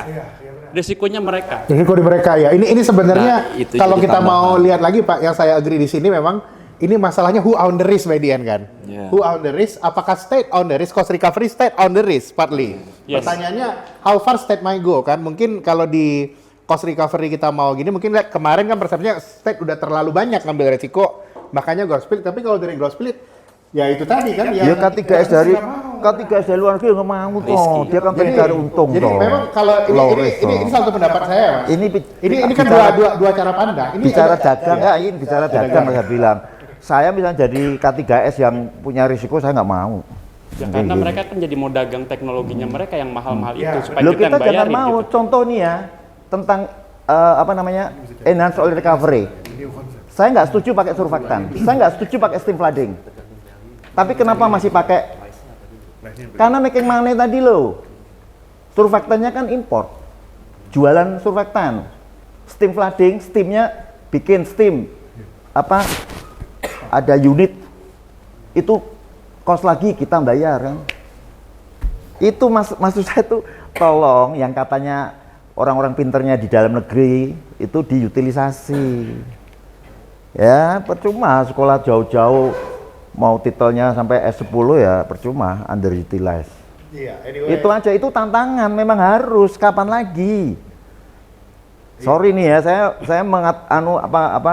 bisa aja mewakili teman-teman yang sudah punya titel PSD. Itu akhirnya nganggur aja. Iya Pak, ngerti Pak. Mungkin memang nanti ini kayaknya follow up lanjutan ini Pak. Kita harusnya menemukan cara di tengah Pak. Karena memang ada perbedaan persepsi Ya kan. tergantung komitmen yang punya kewenangan. Yang punya kewenangan, Yang selesai. punya kewenangan memang harus ada stand-nya. Ya mudah-mudahan itu untuk bangsa dan negara kita juga nanti ya Pak ya. Oke, thank you. Ini menarik banget Pak. Ini bisa jadi diskusi lanjutan Pak. Nah, ini kan kemudian di sini teman-teman di industri ada yang lain, ada pertanyaan? Mungkin nggak tahu. Ada, oh ya Pak. Silakan Pak ya. Ya, cukup menarik, Pak. Terima kasih. Saya Lito dari K3S, Pak. Oh, oke. Oh, ini dari K3S ya Pak? Ya, K3S-nya apa, Pak? wah disebut, Pak. Hah? Sekarang saya di TechQueen Energi, Pak. Apa? Ya, TechQueen Energi, Pak. Oh. Jadi, hanya menanggapi tadi tentang growth split dan cost recovery ya. Sebenarnya itu apa yang dilakukan pemerintah saat ini sudah cukup baik, Pak, menurut saya. Jadi, memang sekarang dibuka selebar-lebarnya, either adalah cost recovery atau growth split dengan terms-terms tertentu. Jadi di sini itu untuk memilih ini kita nggak bisa melihat itu secara punya persepsi masing-masing Persepsi sama masing-masing, seperti Bapak iya. tadi gitu. Growth split pun juga sebenarnya kalau dari saya itu tidak terlalu menarik sebenarnya. Mungkin karena tidak bisa di cost recovery segala macam, tapi fungsi sebenarnya dari pemerintah itu juga kurang kontrol. Artinya TKDN juga tidak bisa terlalu mengontrol, Pak. Kemudian masalah resource segala macam. Kalau growth split ya? Kalau growth split, Pak. Betul. Nah itu either itu kalau di dalam prakteknya either tuh SKK juga nggak bisa touching lah. Iya, nggak Kita bisa. tahu lah beberapa Kalau K3S. growth split SKK gini aja udah selesai. Gitu. Fungsinya SKK udah nggak ada. Betul. Memang spiritnya bagus. Nah, kemudian apa yang menjadi cost recovery? Nah, mempunyai pro dan cons masing-masing. Ketika cost recovery ya, nun sewu ya Pak Suraj ya. Jadi itu kan sebenarnya kalau kita lihat ya K3S dengan cost recovery bisnisnya bukan bisnis migas Pak, tapi bisnis cost recovery. Ya, Is it right? Ya, Betul. seperti itu. Pasti. Ya pasti sister company semua yang jalankan. Ini saya terbuka aja Pak ya. Saya di tugasnya K3S. SKK migas. Gitu. Namun kita kembali seperti itu. Jadi antara growth split dengan cost recovery itu memang punya pro and cons masing-masing. Namun sekarang, dulu orang tidak terlalu menarik dengan growth split karena splitnya kecil, Pak. Pasti itu sebenarnya. Dengan kalau di cost recovery memang government take bisa diturunkan gitu, ditarik dengan cost recovery sampai 80%, di cap hanya 80% gitu kan, dipotong FTP tergantung kontrak masing-masing gitu. Nah, kalau dari growth split itu udah ya 55 45 atau segala macam. Nah, itu mungkin tidak terlalu menarik. Nah, yang mau saya highlight adalah pemerintah sudah coba menawarkan konsep PSC cost recovery yang baru saat ini. Kemudian dengan kemudahan tax, fiskal dan segala macam. Dan menawarkan kembali kalau sekarang boleh pilih Pak ya. boleh pilih ya, dengan menawarkan lebih format gross split gitu. Yang kita lihat big fish itu keluar semua out of Indonesia. Artinya apa? Kita jangan dulu berpikir pasal 33 atau apa. Bagaimana membuat industri hulu migas di Indonesia itu menjadi tertarik? Kenapa orang lain lari ke basin-basin di Vietnam, di Afrika segala macam moving? Mungkin pemain besar tinggal di pemain besar itu tinggal hanya Eni mungkin ya, Eni, Chevron pun sudah keluar itu, dan Exxon ya, dan Exxon seperti itu. Nah itu mungkin tugas pemerintah nextnya adalah bagaimana membuat suatu fiscal terms yang lebih atraktif lagi. Coba kita studi di luar. Pertama itu. Kedua, mungkin masukan saya juga Pak ya dari diskusi tadi adalah kita pun barang yang kita tawarkan pun kurang begitu atraktif Pak. Ya ini kita contoh Pak ya, kita discovery gitu di Bovendigul sana, di Papua Pak, di situ. What we got Pak? Kita tidak ada industri, tidak ada pipeline, kita discovery gas. Jadi let's say lah kita ketemu satu in place sampai 25 TCF seperti itu dengan produksi target bisa sampai 2, another Bintuni Basin atau segala macam gitu Pak. Nah itu kita nggak punya infrastruktur apa-apa. Contoh sekarang kedua, Akimega Basin itu bagus Pak. Akimega di Papua ya, mungkin sedikit agak teknikal Pak ya, di Papua seperti itu. Nah itu, tapi tidak infrastruktur kita tidak terlalu, tidak ada, belum siap gitu kan. Apalagi ketemu gas itu susah Pak. Nih, nun sewu Pak ya, kalau kita ketemu gas di Jawa gampang Pak. Tapi kalau kita ketemu gas di Sumatera, offshore, Andaman segala macam, Tangkulo, Layaran, mungkin Geng North nggak ada masalah ya. Itu agak susah. Gitu, seperti itu. Kemudian komersialisasinya kapan? Nah itu fungsi pemerintah juga. Kadang-kadang pemerintah itu mengejar K3S untuk komitmen. Ketika ada gas, SKK Migas atau pemerintah juga gitu bingung. Ini mau kemana jualnya gitu. Siapa yang mau bangun, siapa ini? Oh itu kembali ke resiko K3S. Wah ini berat dong. Pasti larinya dibanding cost recovery daripada gross split. Jaminan pembelian pun tidak ada kalau untuk gas Pak ya. Gitu. Seperti itu. Jadi memang banyak hal yang harus kita package gitu di dalam industri hulu migas itu adalah mungkin juga selain untuk menarik investasi orang, kita juga lack of apa ya, yang kita tawarkan itu juga tidak terlalu baik ya. Beberapa kita lihat, ya mungkin yang terakhir cukup menarik ya di Gaya 1, Gaya 2 di Papua cukup atraktif lah itu. Oke, yang sekarang udah mulai atraktif gitu. Nah itu yang mesti kita PR dari pemerintah ya melalui Kementerian SDM ataupun SKK Migas gitu kan. Terus kemudian untuk target 1 juta barel, sorry saya agak rekap semua Pak ya, 1 juta barel dan 12 BCF gitu.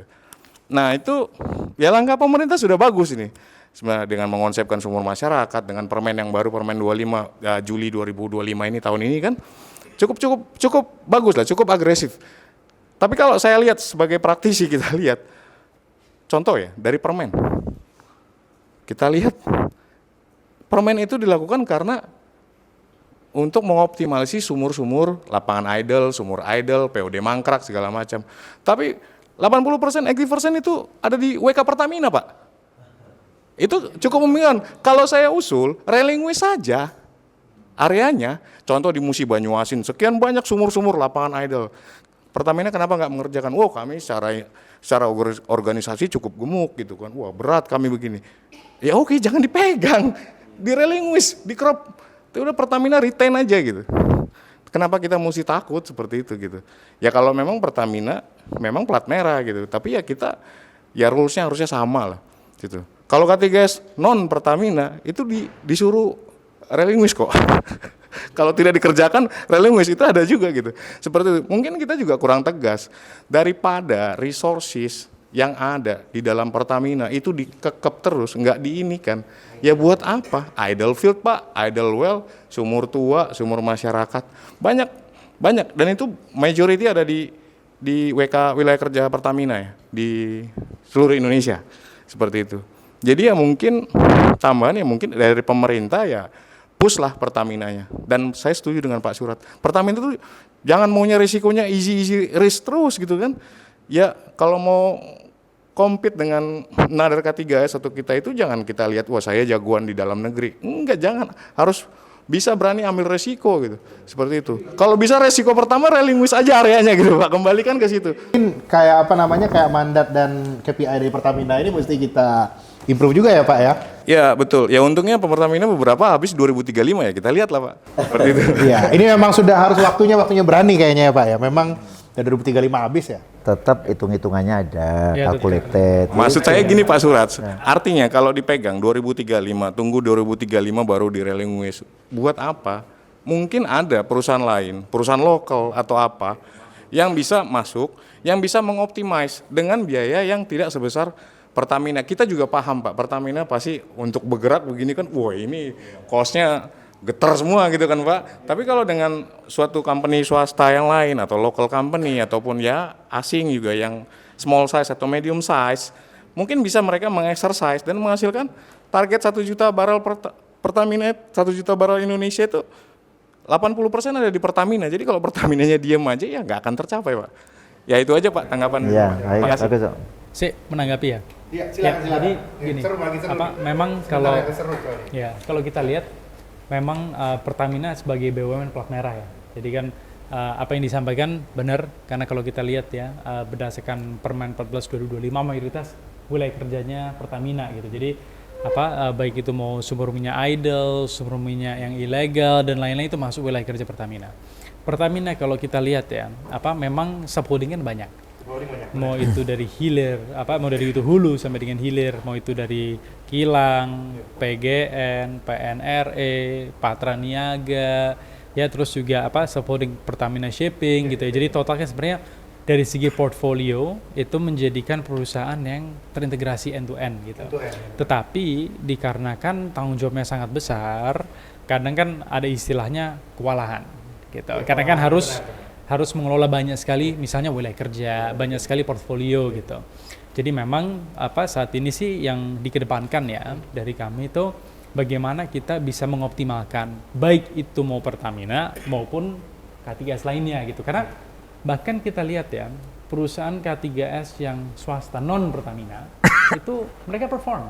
Ya misalnya Jadestone baru aja Discovery kan Pak, itu ada LPG, ada kondensat ya dengan total investasi yang jauh lebih kecil. Bahkan kalau kita lihat Jadestone kan ini perusahaan mediocre ya, bukan kalau Pertamina kan kita menganggap ini perusahaan plat merah, perusahaan Fortune 500 yang startup Petronas dan lain-lainnya gitu. Jadi atau bahkan misalnya Medco ya, Medco Energy mereka juga ada Discovery juga yang kemarin ada yang diresmikan sama Pak Presiden itu kan yang dengan penambahan 30.000 barrel per hari. Kita lihat misalnya di skema hilir untuk LNG. Donggi Snoro LNG, mayoritas shareholder dari luar.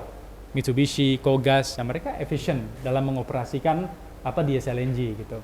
Jadi sebenarnya yang menjadi tugas dari kami itu bagaimana perusahaan sebesar Pertamina itu mereka bisa lebih efisien dan juga tentunya dengan kalibernya Pertamina, capitalnya Pertamina, kenapa kok mereka bisa di outperform sama perusahaan-perusahaan swasta yang mungkin dari segi level di bawahnya Pertamina, tapi mereka bisa ada new discovery gitu. Bahkan kalau kita berbicara tadi disampaikan Andaman, Mubadala, Geng North, INI, ya kan? Itu kan non Pertamina semua gitu ya. Jadi sebenarnya kalau dari segi apabila memang Pertamina portfolionya banyak, ya kita harus bisa mengoptimalkan perusahaan-perusahaan memang bisa menggarap gitu.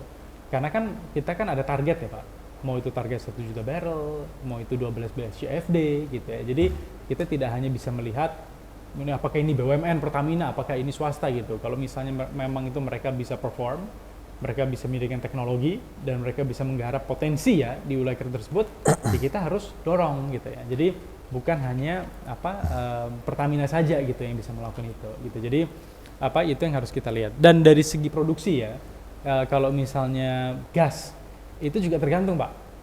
Produksi gasnya di mana? Tadi Bapak menyampaikan kan, kalau misalnya Discovery di Jawa gampang, demand ada. Kita lihat demand Sumatera, Jawa, Bali. Tapi kan Indonesia sebagai negara kepulauan banyak sekali potensinya di luar dari demand center. Bagaimana kita bisa menarik itu ke demand center? Minyak bisa di store, bisa ditransport pakai kapal. Kalau gas pipa tidak bisa. Yang ada itu flare habis itu dibakar, ya kan? Makanya salah satu solusi ya LNG gitu kan. Makanya kita kan ada misalnya yang di Papua itu, yang offshore itu ada floating LNG, genting. Terus juga tentunya ada BP Tangguh, terus ada Dias LNG, terus ada juga Bontang LNG. Inpex juga itu dijadikan LNG gitu untuk bisa mentransport gitu. Karena kalau misalnya kita membangun pipa, ya tidak akan ekonomis, Pak. Kalau misalnya dari daerah-daerah remote, Pak, dibawa pakai pipa ke Jawa dibandingkan misalnya membangun floating LNG, membangun terminal regasifikasi gitu. Jadi itu juga bisa menjadi salah satu solusi. Memang beda, Pak. Kalau untuk minyak ya untuk gas tantangan lebih banyak ya dibanding minyak. Karena kalau minyak kan bisa di-store, Pak.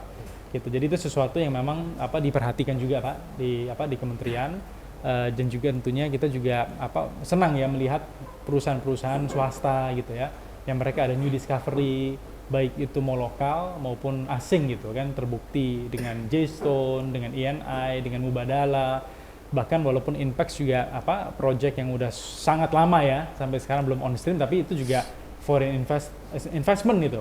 Walaupun Pertamina baru masuk kan belakangan ini gitu dengan mereka take over sebagian dari share-nya Shell. Jadi dari situ ya kita harus mendorong, Pak, mendorong baik itu mau investasi BUMN maupun investasi swasta. Swasta kan ada yang dari luar negeri, swasta ada yang dari dalam negeri gitu ya. Tantangannya banyak gitu, tapi bagaimana kita bisa mempercepat ya, mengoptimalkan, ada target gitu, dan juga bagaimana kita harus melakukan calculation gitu. Tadi Pak Surat sudah menyampaikan kan, has to be calculated. Kita tidak mungkin menggelontorkan dana cost recovery tapi tanpa calculation. Betul. Ya kan? Kita kan ada banyak sekali profesional memang mereka qualified ya, kompeten di bidangnya. Ya segala sesuatu yang dilakukan investment, apalagi kalau menyangkut billions of dollar ya pasti harus calculated dalam melakukan investasi. Iya. Oke, anyway, namanya seru. Diskusi lanjutin, Pak. Iya, silakan, Pak. Iya. Jadi menanggapi sedikit tadi masalah Pertamina itu sebenarnya begini, Pak. Jadi saya appreciate juga apa yang dilakukan pemerintah saat ini cukup bagus, sangat baik sekali nih, cukup agresif ya 1-2 tahun belakang ini.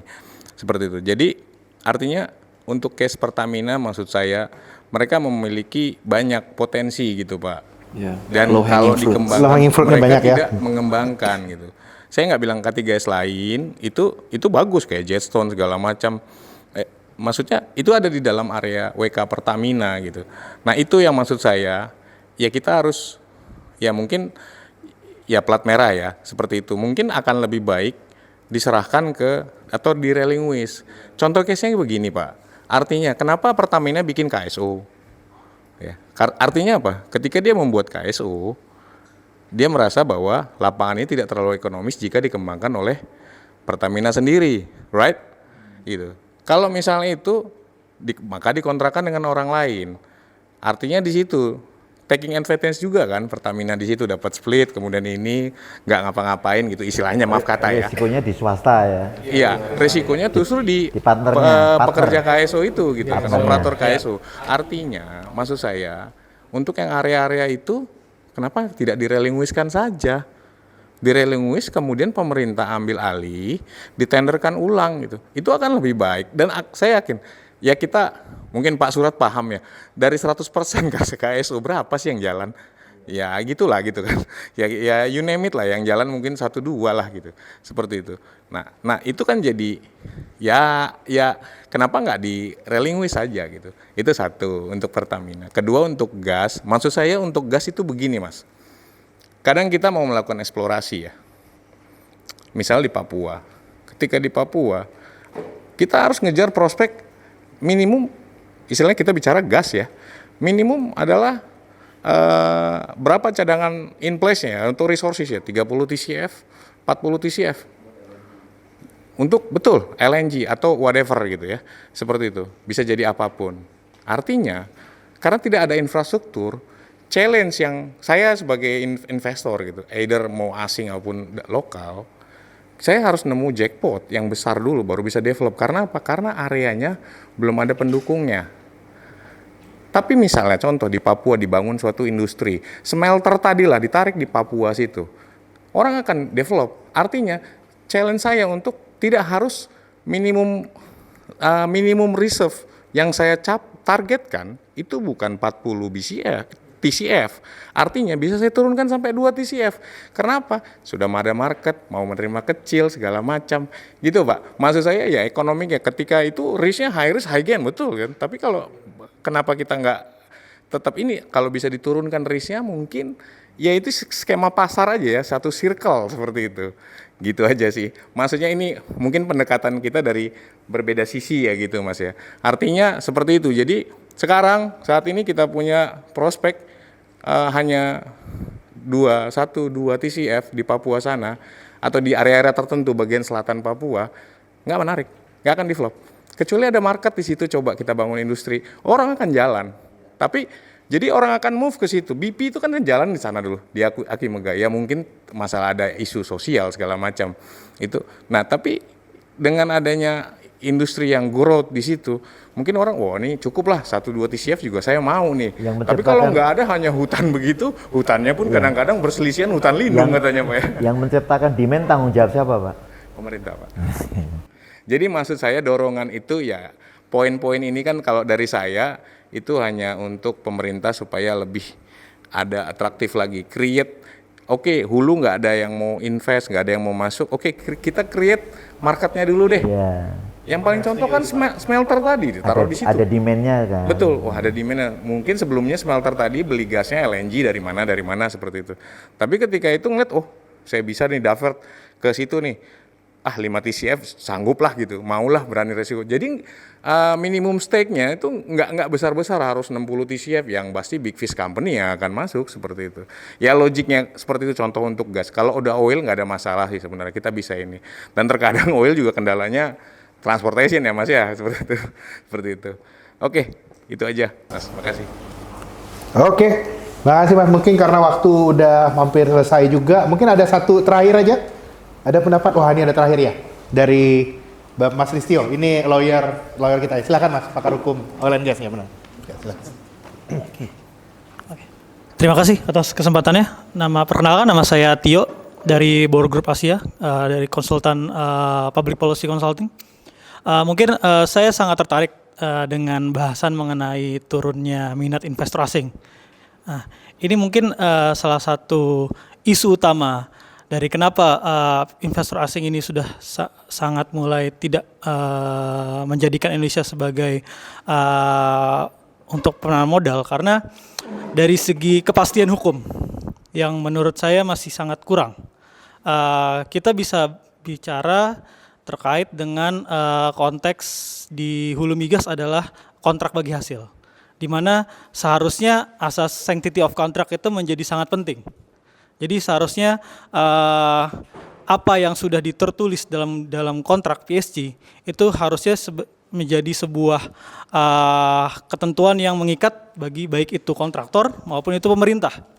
Nah, permasalahan utama adalah adanya kadang inkonsistensi dari kebijakan pemerintah sendiri.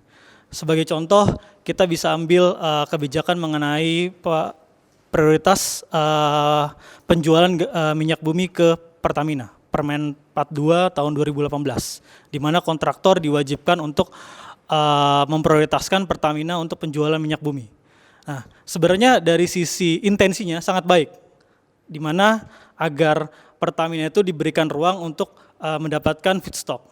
Tapi kenyataannya adalah adanya sebuah kriminalisasi dari adanya permen tersebut, yang mana akhirnya berujung kepada kasus Pertamina yang sekarang sedang diselidiki oleh kejaksaan, di mana ini menjadi sebuah ketakutan dari investor asing, kontraktor asing khususnya yang masih existing di Indonesia, yang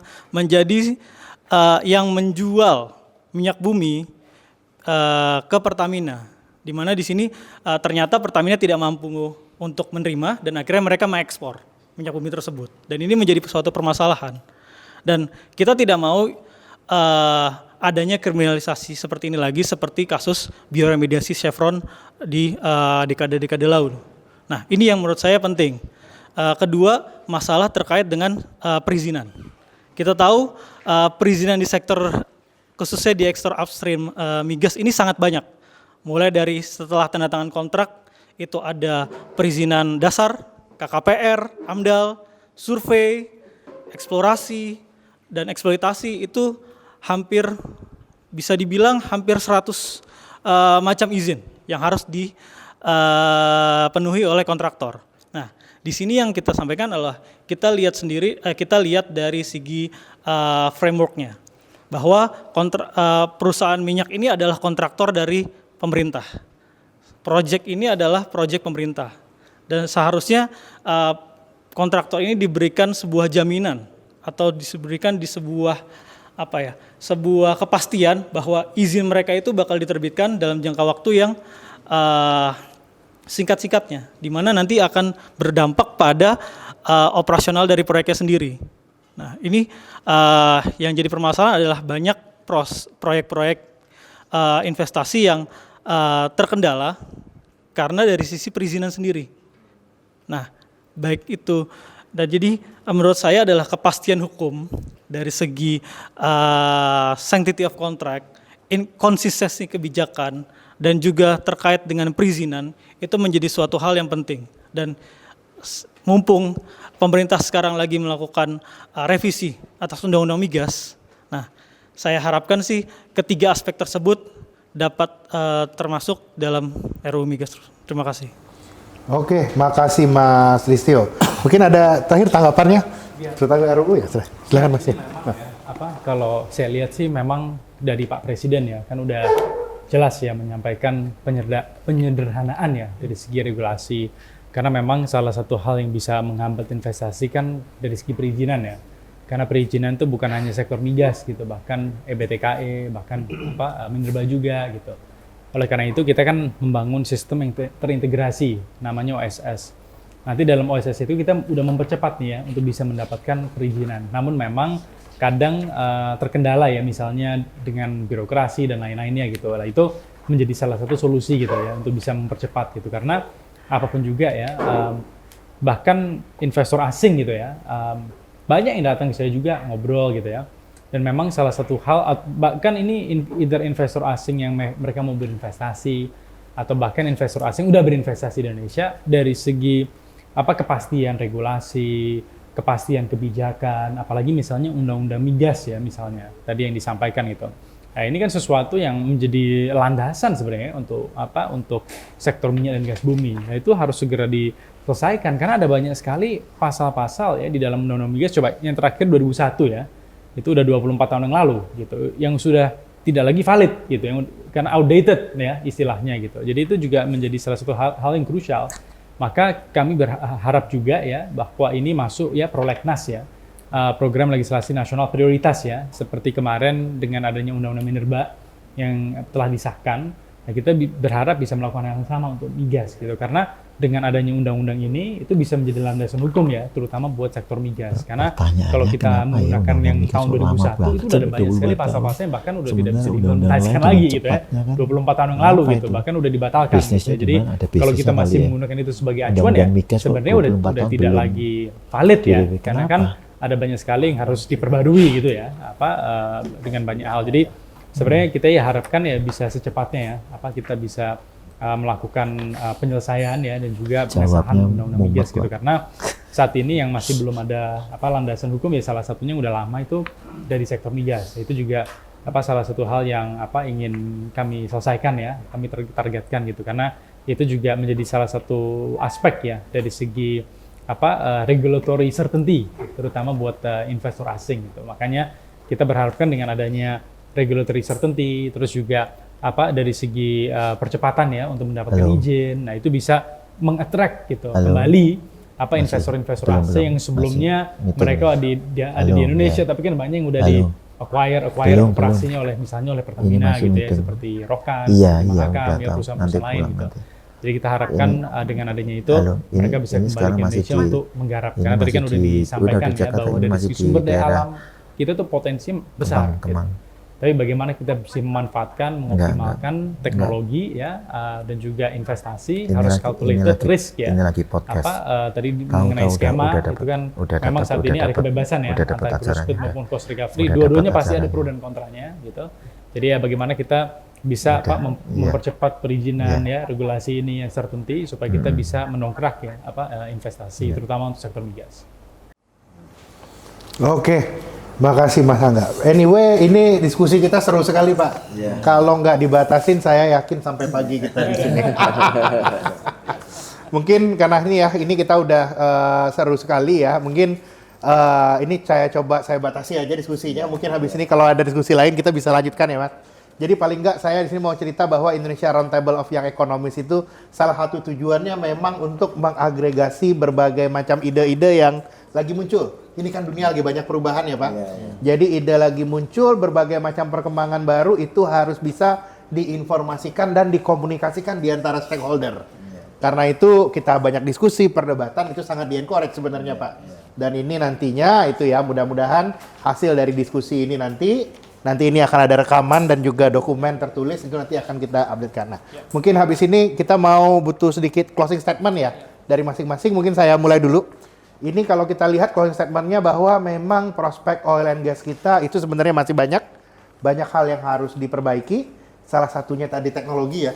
Kalau di garis bawahi, kita butuh ada lompatan teknologi untuk bisa bagaimana mengoptimalkan berbagai ladang minyak kita beroptimalkan. Tapi memang untuk transfer teknologi yang optimal ini butuh ada beberapa tweak atau perubahan di regulasi yang sekarang. Nah ini nanti mungkin bisa kita bahas selanjutnya.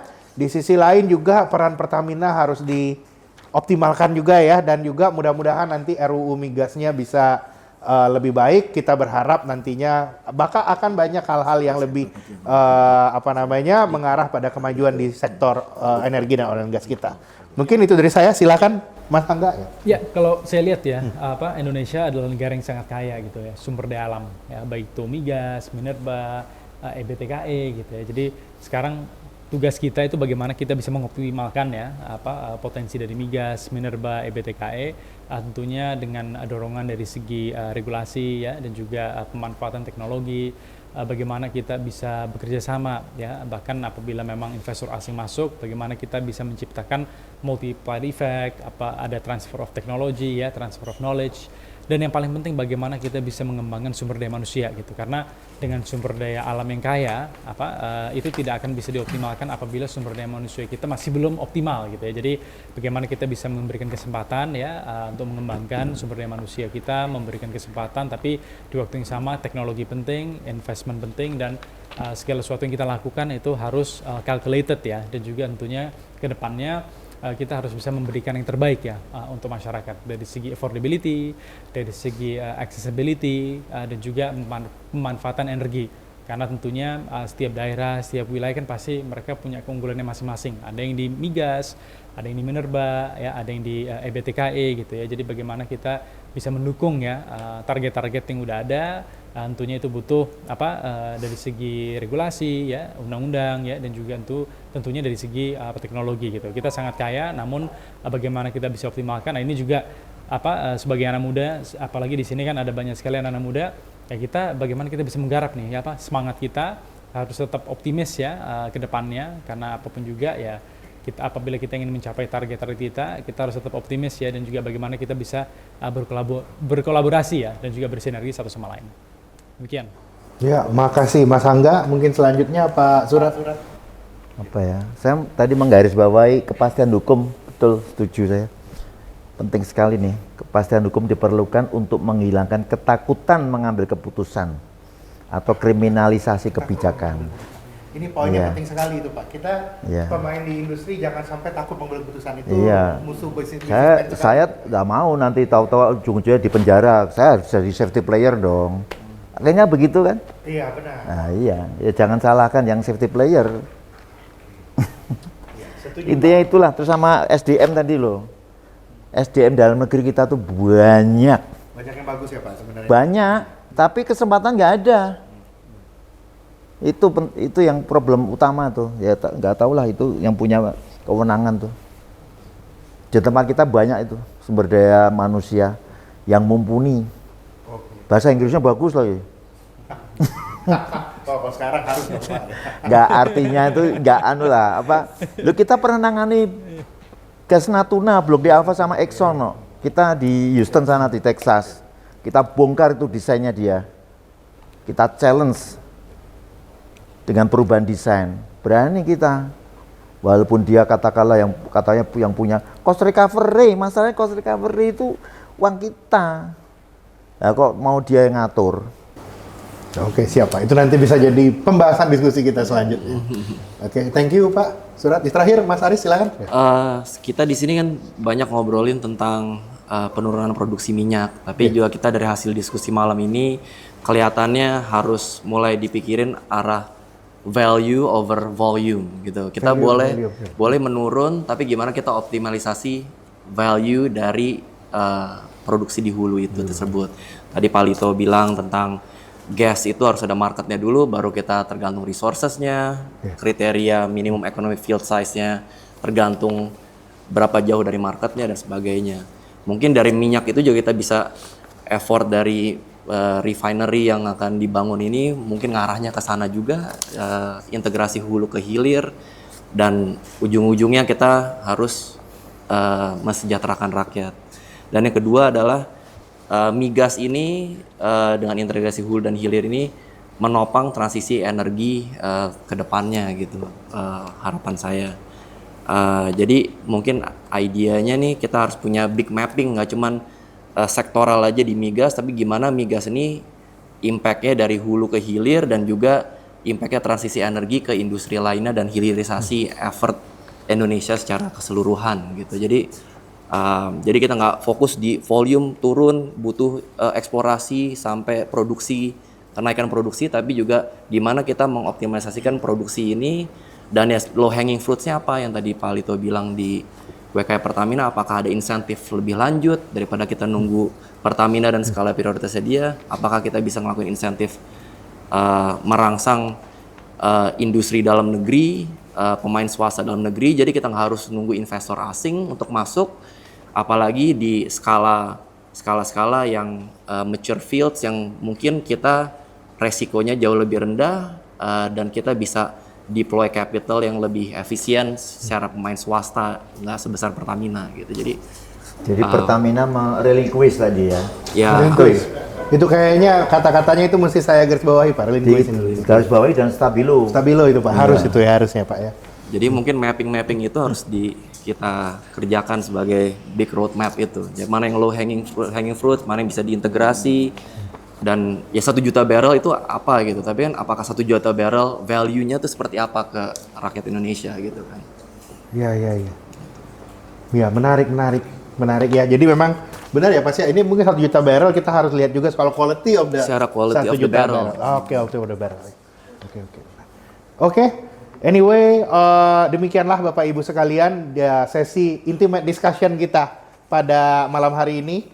Terima kasih atas semua pemirsa yang sudah hadir, baik di sini yang udah di depan dan juga rekan-rekan semuanya. Nantikan lagi seri-seri intimate discussion, INRI Roundtable selanjutnya. Semoga mendatangkan manfaat untuk kita semua. Selamat malam. Assalamualaikum warahmatullahi wabarakatuh.